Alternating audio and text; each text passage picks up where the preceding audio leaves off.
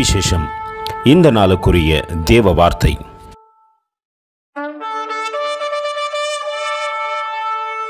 The righteous cry, and the Lord heard, and delivered them out of all their troubles. Psalms 34:17. నీతిమంతులు మొరపెట్టగా యెహోవా ఆలకించును, వారి శ్రమలన్నిటిలో నుండి వారిని విడిపించును. కీర్తనల గ్రంథం 34వ అధ్యాయం 17వ వాక్యం. நீதிமான்கள் கூப்பிடும் பொழுது கர்த்தர் கேட்டு அவர்களை அவர்களுடைய எல்லா உபத்திரவங்களுக்கும் நீங்களாக்கி விடுகின்றார். சங்கீதம் 34:17. அன்பின் தேவ பிள்ளைகளே, ஆம், தேவன் நீதிமான்களுடைய சத்தத்திற்கு செவி கொடுக்கிறார். நம் வேதத்திலே பார்க்கிறோமே, அக்கினி சோலையிலே போடப்பட்ட 3 நீதிமான்கள் தேவனை நோக்கி அபயமிட்டார்கள். அவர்கள் சத்தத்திற்கு தேவன் செவி கொடுத்தது மட்டுமல்ல, அவர் தேவனுடைய சித்தத்தை அங்கே வெளிப்படுத்தினார்.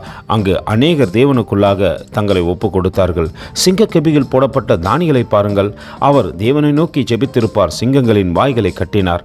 நாமும் தேவனுக்கு பிரியமாய் நீதிமான்களாய் இருப்போமானால் நம்முடைய சத்தத்திற்கு தேவன் செவி கொடுப்பார்.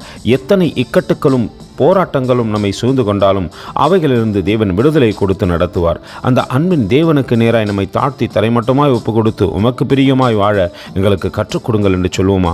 கர்த்தர் தாமே உங்களை ஆசீர்வதிப்பாராக. ஆமேன். எங்களோடு கூட இணைந்து ஊழியம் செய்ய விரும்பினால் இந்த வார்த்தைகளை மற்றவர்களுக்கும் பகிர்ந்து கொடுங்கள். இது ராஜ்யத்தின் சுவிசேஷம்.